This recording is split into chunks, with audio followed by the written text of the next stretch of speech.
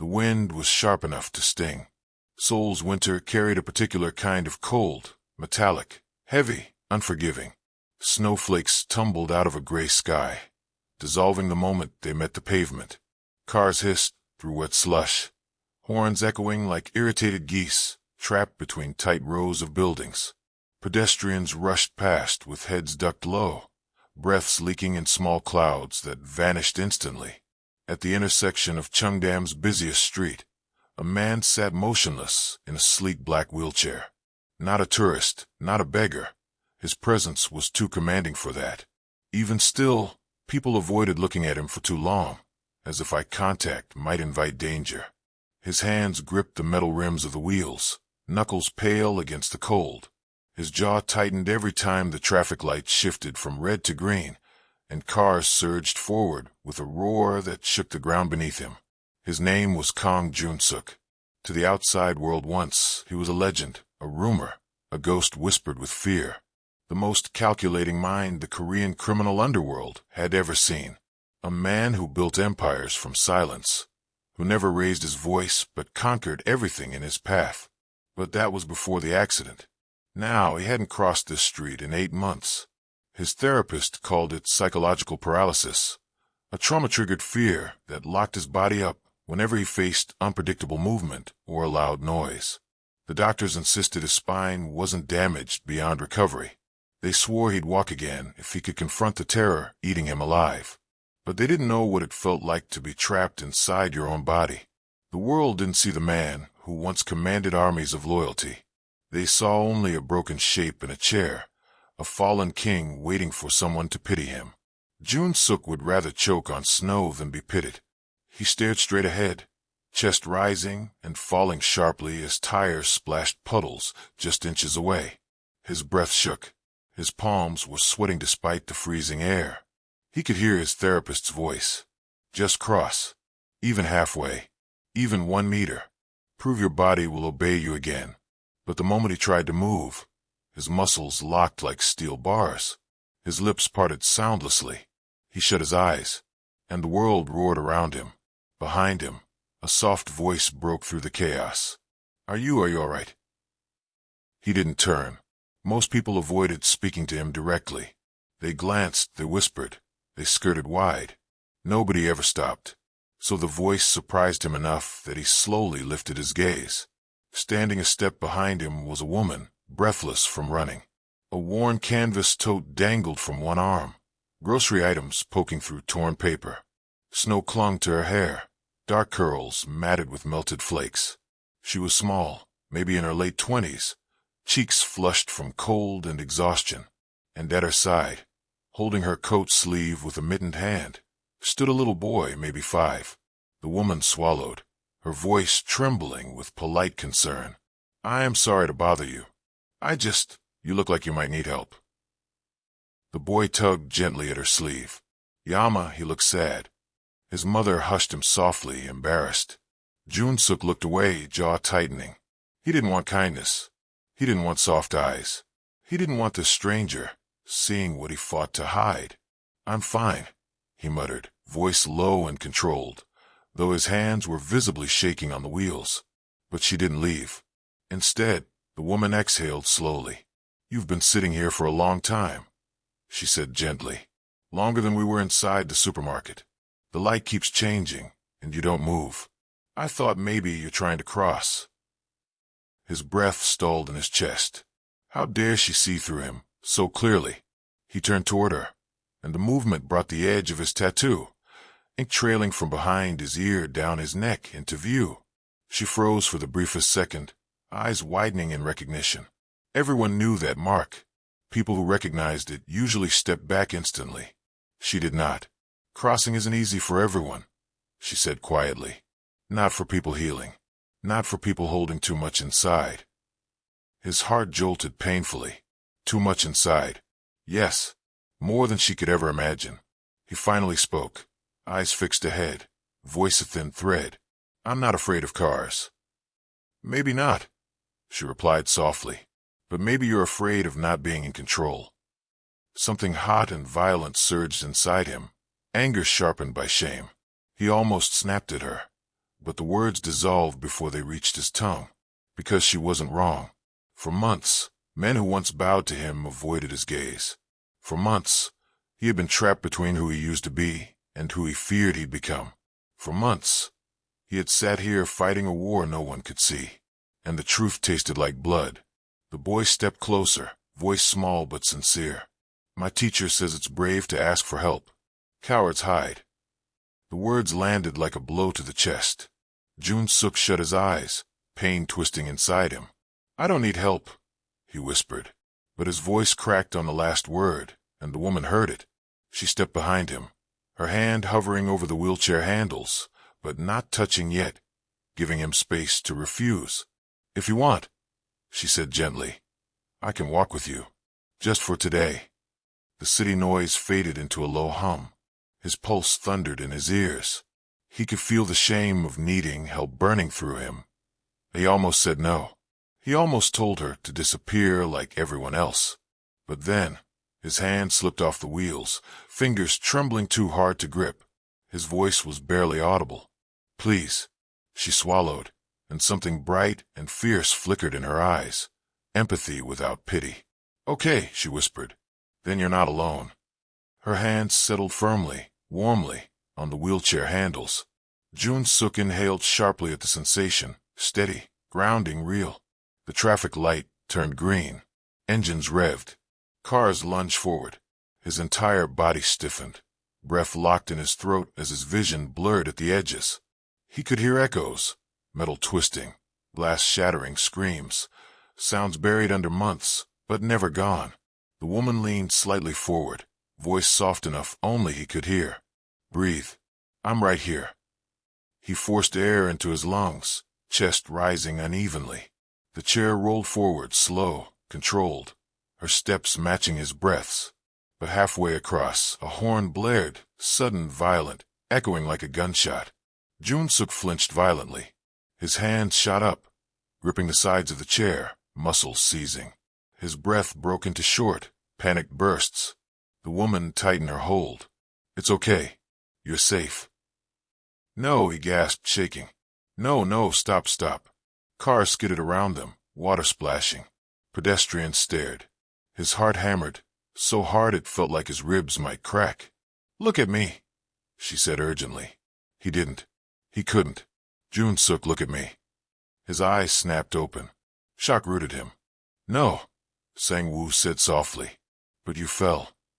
Silence settled, sharp and bitter. Then Sang-woo leaned in, voice dropping to a whisper edged with threat. "And weakness is contagious. It spreads, especially to those who stand too close." Jun-suk's heart kicked painfully. His pulse roared in his ears. "You stay away from them," he said, voice low with warning. Sang-woo chuckled. "Ah, so they matter. Interesting." His hand landed briefly on the wheelchair handle, possessive, testing. Jun-suk's eyes turned steel. "If you touch them, Sang-woo," he whispered, "I will destroy you with whatever strength I have left." Sang-woo straightened, expression darkening. "You can't even cross a street without shaking." He leaned close, breath cold. "And yet, you think you can protect someone?" He stepped back, adjusting his coat collar. "Prove you're still worthy, or watch everything you care about burn." With that, he turned and disappeared into the shifting tide of people, swallowed by the gray storm of the city. Jun-suk closed his eyes, trembling, not from fear of Sang-woo, but from the truth that shadowed his words. Without power, he had nothing. Without control, he was a target. And now Haon and Minjun were, too. For the first time since the accident, rage burned through him, hot, alive, ferocious. It drove into his muscles like electricity, forcing his spine straight, forcing breath back into his body. "I must stand. I must fight. I must protect them, even if it killed him." The next morning, he returned early to the same intersection. Snow had fallen thick overnight, burying the sidewalks in white, muting the roar of traffic beneath a blanket of soft silence. He waited, watching every movement, every face. Minutes ticked by. Then he saw them. Haon walked toward him, holding Minjun's mittened hand. Her cheeks were pink from the cold, and sunlight caught the strands of her dark hair, turning them warm and amber. She smiled when she saw him, a quiet, surprised smile, like she wasn't sure he'd actually come back. "You're early," she said, stopping in front of him. "I didn't want to be late." Jun-suk replied softly. Min-jun beamed. "Hi. Did you practice crossing more?" Jun-suk's chest tightened. The innocence in the boy's eyes made the world feel less sharp. "Not yet," he answered. "Maybe today." Haun studied him, her expression thoughtful. "You look different," she murmured. He hesitated. "Someone reminded me that I still have something to fight for." A flicker of worry crossed her face. "Someone? Was there trouble?" He shook his head. "Not trouble. Not yet." The wind swept between them. Snow drifted lazily, settling on his knees and shoulders. After a moment of quiet, Haun spoke again. "There's a small community cafe across the street. They serve warm soup and pastries. Would you like to go with us?" The invitation felt like warmth against frozen skin. "Yes," he said without thinking. They crossed at the next light, Haun pushing the chair gently. This time, he focused on her footsteps, steady rhythm, soft crunches in snow. He matched his breathing to her pace. When a horn blared, he flinched, but she spoke quickly, grounding him. "You're okay," she whispered. "I won't let anything happen." Her words anchored him in place stronger than steel. Inside the cafe, warmth wrapped around them, thick with the smell of fresh bread and roasted chestnut coffee. A fogged window dripped with melted snow. Soft jazz murmured under the quiet hum of conversation. Min-jun darted to a display case, face pressed to the glass. "Yama, they have honey nut bread." Haun laughed softly. "Every time." Jun-suk watched them. The way her hand rested gently on her son's hair, the quiet strength in her posture, the tiredness behind her smile. He didn't want to look away. Haun slid into the seat across from him, resting her hands around a steaming cup of green tea. "May I ask something?" she said softly. He nodded. "Do you have someone? Family? Anyone who helps you?" Jun-suk's throat tightened. "No. I'm sorry. Don't pity me." Her eyes met his, unwavering. "I'm not. It's just everyone deserves to have someone." He forced breath into lungs that suddenly felt too small. "What about you? Min-jun's father?" Haun looked down at her hands. "He died when Min-jun was 3. A work accident. After that, we learned to survive alone." Silence fell, but it wasn't empty. It was thick, shared, honest. For the first time in years, someone saw him without seeing power or fear. And for the first time in years, he wanted to be seen. He spoke before he could swallow the words back. "I used to be someone people feared," he said quietly. "Someone who made decisions that hurt others. I wasn't a good man." Haun lifted her gaze, steady and gentle. "Maybe you're not that man anymore." His breath stilled. No one had ever spoken to him like that. No one had ever offered him a future instead of chaining him to his past. Something unfamiliar warmed inside him, soft, hopeful, terrifying. Min-jun returned carrying pastries the size of his face. He slid into the seat and held one out to Jun-suk. "This is the best. Try it." His small hands were warm, trusting. Jun-suk hesitated, his fingers rigid with muscle tremor, but Min-jun gently placed the pastry into his palm. "You're shaking," the boy said softly. "My mom says when people shake, holding something warm helps." Jun-suk swallowed. Hard. Haun watched him, eyes soft, full of something that felt like possibility. He took a bite. Sweet honey, warm bread, cinnamon. He closed his eyes. For a moment, the world was silent. He didn't hear cars, didn't hear echoes of screams, didn't feel trapped inside his own body. He felt alive. "Thank you," he whispered. Min-jun grinned. "You're welcome." Haun's smile reached her eyes. "You're doing better today." He nodded slowly. "Because you're here." A flush touched her cheeks, surprised, flustered, moved. And in that instant, before he could say more, the cafe door slammed open with a violent crack. 3 men stepped inside, black coats, boots tracking snow, eyes scanning with predatory intent. Their leader locked eyes with Jun-suk. The room shifted. The temperature dropped. Every muscle in his body turned stone. Haun stiffened. "Do you know them?" Jun-suk's voice was a whisper of dread. "Yes." The man at the front smirked. "Boss says hello." Haun instinctively reached for Min-jun, pulling him close. Jun-suk's pulse thundered. He gripped the table edge, trying to stand. His muscles seized. Pain tore up his spine. Vision flickered. The man chuckled. "Still broken, I see." Another stepped forward. "We'll take the woman and the kid. Should be enough to make you behave." No, Jun-suk's voice was hoarse, shaking with fury. "You don't touch them." The leader leaned in, enjoying the power. "Make us stop." The cafe fell into breathless silence. Jun-suk grabbed the armrest, forcing strength into deadened legs. His teeth clenched hard enough to almost crack. His entire body trembled, sweat breaking across his forehead. Haun looked at him, terrified but steady. "Don't hurt yourself," she whispered. "Please." But he met her eyes, and something blazed inside him, fierce and unbreakable. "I won't let them take you," he said. "Not while I'm breathing." He pushed up again, agony ripping through his body. His legs trembled violently. And then, for the first time in 8 months, they held. The chair slid back as he stood, wavering but upright, hands braced on the table. The 3 men froze, shock flickering across their faces. Haun gasped softly, hand covering her mouth. Min-jun whispered, eyes wide with awe, "You're standing." Jun-suk lifted his head, gaze burning. "If you want to hurt someone," he said, voice steady and cold, "hurt me." The leader's smile vanished. Wrong answer. He reached into his coat, and the glint of a weapon flashed. Haun screamed. Jun-suk lunged forward, body fueled by sheer will, throwing himself between the man and the family he barely knew, but needed to protect more than his own life. Hands grabbed him. Furniture crashed. Min-jun cried out. Chaos erupted. And then, a gunshot split the air. The cafe windows shattered in an explosion of glass. People screamed, ducking under tables. Haun snatched Min-jun into her arms, shielding him with her body, while Jun-suk struggled against 2 men, holding him down. His voice ripped from his throat, raw and desperate. "Don't touch them." The leader leaned down, eyes gleaming with victory. Too late.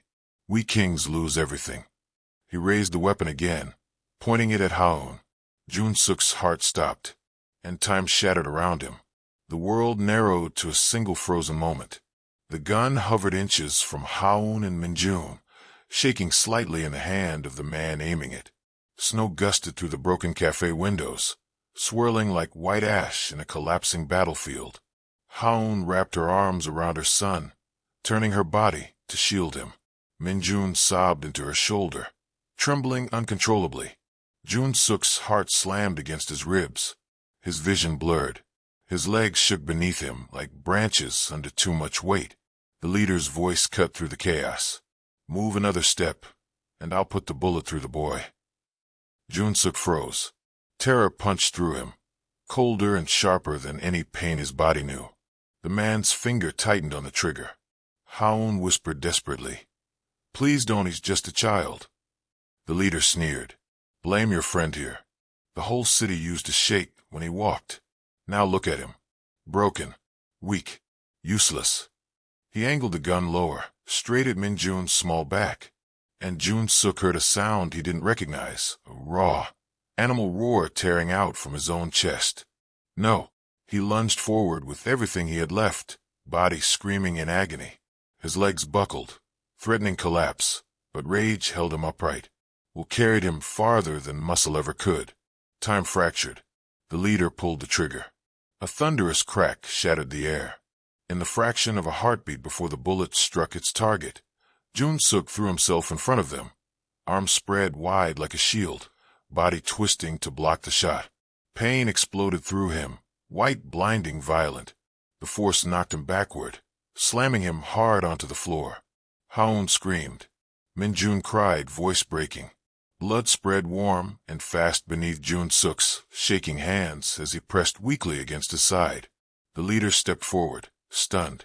You idiot. You should have let them die. Jun-suk's voice came out a broken whisper, but his eyes burned with fire. Touch them, and I'll kill you, even if I have to crawl. Something inside the cafe shifted, the air, the balance, the fear. For the first time, the three men hesitated. The legend they had convinced themselves was dead stood in front of them bleeding, refusing to fall. Sang-woo's men exchanged a look, uncertainty, dread. Haun knelt beside Jun-suk, hand shaking violently as she pressed her scarf against the wound, trying to stop the bleeding. "Stay with me," she whispered, voice breaking. "Please, please don't close your eyes." Jun-suk's breathing came in ragged gasps. He fought to stay conscious. His gaze locked with hers, darkness closing in at the edges. "If I die right now," he whispered, voice faint as smoke, "I want the last thing I see to be you." Tears spilled down her face. "No, no, don't say that. You're not dying. Do you hear me? You're not." Min-jun clung to Jun-suk's hand, sobbing. "Please don't go, you promised." Jun-suk swallowed hard, every word scraping his throat raw. "I won't leave you. Either of you." The leader recovered from shock, rage twisting his face. He lifted his weapon again, voice shaking with fury. "Fine. Then you can all die together." Before he could fire, the cafe door slammed open again, violently, explosively. A squad of dark-clad men poured inside, guns drawn, moving with deadly precision. Sang-woo's voice boomed from behind them. "Stand down." The leader froze. Jun-suk's remaining strength burned with hate. Sang-woo stepped forward, expression carved from stone. "I told you to scare him, not shoot him. Idiots." He swung his gaze toward Jun-suk. No humor now, no lazy grin. Something harder, older, twisted. "Look at what you've become," Sang-woo said softly. "Bleeding on the floor for strangers, while the empire you built crumbles." His voice darkened. "Give me the throne. I'll spare them. I'll spare you." Jun-suk forced his body upward, teeth clenched in agony.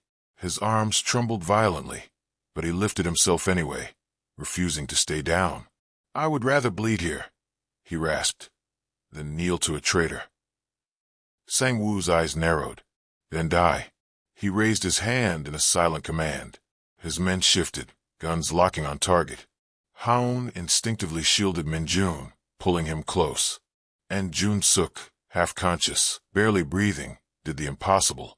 He stood, his body trembled, supported only by fury and love, by the stubborn refusal to die without protecting the only people who had ever seen him as more than a monster. He met Sang-woo's eyes, a king reclaiming his crown. "If you want to kill them," he said, voice steady despite the blood soaking through his shirt, "you'll have to shoot me again. And again. And again." Silence cracked through the room. Then, a sound split the tension like lightning, the metallic clatter of weapons hitting the floor. Half of Sang-woo's men slowly lowered their guns, stepping back. One spoke quietly, voice trembling. "We followed you because he taught us loyalty, not cowardice." Another added, "We serve Kang Jun-suk."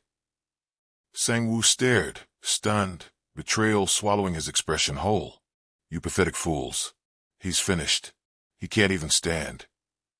Jun-suk swayed, threatening collapse. Haun grabbed his arm, holding him upright.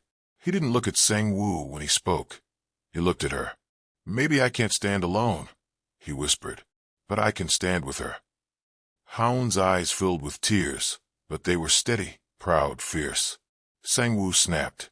He lunged forward, grabbing a fallen gun from the floor. But before he could raise it, two of his own men tackled him to the ground, wrenching the weapon away, pinning him down. Sang-woo screamed, voice cracking with rage. "You think you win? You're dying. You're already dead." Jun-suk breathed hard, vision swimming. Maybe he was right. Maybe he didn't have much time. But for the first time, death didn't scare him. Haun knelt in front of him, pressing her forehead to his. "Stay with me," she whispered, voice shaking. "Don't fade. I need you. We need you." His hand rose, shaking violently, and cupped her face. The gesture was small, but it was everything. "I thought I was already dead," he whispered, "until the moment you touched my chair and walked with me." Her tears fell onto his hands. "I'm not ready to lose you," she breathed. He smiled, faint, broken, beautiful. "Then I'll fight. For you." His body collapsed forward into her arms, consciousness finally slipping away as sirens wailed in the distance. The world dissolved into darkness. Epilogue 6 weeks later. Spring sunlight spilled through the open window of the rehabilitation center. Cherry blossoms fluttered past like soft pink snow. The world smelled alive. Jun-suk sat in the physical therapy room, sweat beading across his forehead, hands gripping parallel bars. His face tightened in concentration as he forced weight into his legs. They trembled violently, but they held. The therapist stepped back, astonished. "You're getting stronger every day." Jun-suk shook his head faintly. Not alone. Behind him, soft footsteps. Haon stood in the doorway, carrying a small lunch bag. Min-jun raced past her, barreling straight into Jun-suk's arms. "You are standing again," the boy shouted with delight. "Like a superhero." Jun-suk laughed, a sound that felt unfamiliar but right. His hand landed gently on Min-jun's hair. Haon walked closer, her voice soft. "You scared me," she whispered. "I thought I'd lost you." He met her eyes, steady, certain. "You saved me." She shook her head. "You saved yourself. We just reminded you why." He held her gaze, breath unsteady, not from fear, but from feeling too much all at once. "I meant what I said," he murmured. "I will stand with you. Not just today. Not just until I walk again. I want to build something real, if you'll have me." Tears filled her eyes, not from pain, but from hope. "You already have me," she whispered. He exhaled, relief breaking across his face like sunlight. Very slowly, carefully, he let go of the bars and took a single step forward. His legs shook. Haon reached out. He stepped into her arms, holding her as if anchoring himself to life itself. Min-jun clapped loudly behind them. "Does this mean we're a family now?" Jun-suk looked down at him, then at Haon, then back to the boy. "Yes," he said softly, "if you'll let me be part of yours." The boy threw his arms around both of them. Outside, cherry blossoms drifted past the window, quiet, gentle, full of promise.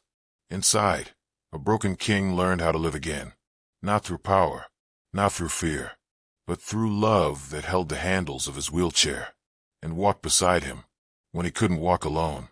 And step by step, he knew he would never be alone again. Thank you for listening to Paralyzed Korean Mafia Boss is terrified to cross the street alone until a single mother holds the handles of his wheelchair and walks with him. If you enjoyed this story, don't forget to like, subscribe, and share. Your support means the world. Until next time, Red Heart.